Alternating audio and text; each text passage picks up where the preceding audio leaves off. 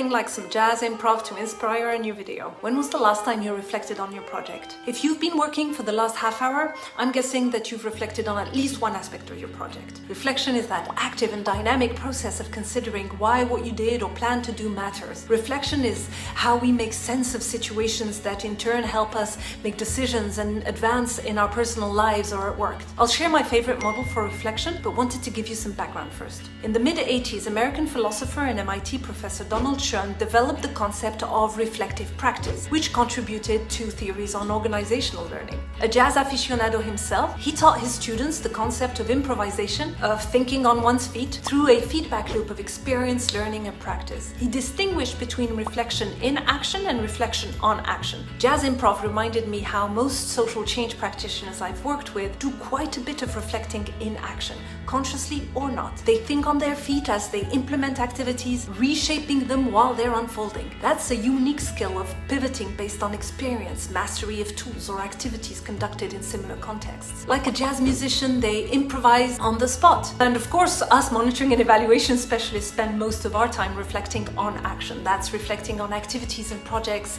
after they've occurred. It's about exploring, for example, the mix of participants, their level of engagement, if or how the speed of deployment of an activity impacted its success, why an activity that had worked in many other contexts failed to yield positive results in this one. We take stock, pick up on patterns, induce, deduce, so we can provide actionable learning. Together we reinforce the virtuous learning cycle of project. So to all you practitioners, keep reflecting in action and improvising. Just make sure you document how and why you change an activity or an approach. You can write it down or record it in audio, video, and send it to us Mel folks so we can document it, engage other colleagues in a conversation around it, and share with the larger social change community. And if you're ever facilitating a reflection session with colleagues, my favorite approach is a simple 3-question model, which asks what, so what, now what? We first describe the situation or experience to set the context, give a clear idea of what we're dealing with, then reflect on the experience itself. What did we learn? Which tools worked? Which didn't? And finally think about the actions to take as a result of that reflection. What will or should we change? What can we try out? Quick tip: use facilitation techniques that help generate the perspectives of all participants, not just the most vocal ones. The easiest way to do this is to, for each question, ask everyone to write their answers on post-it notes, as many post-its as they need. Once everyone is done,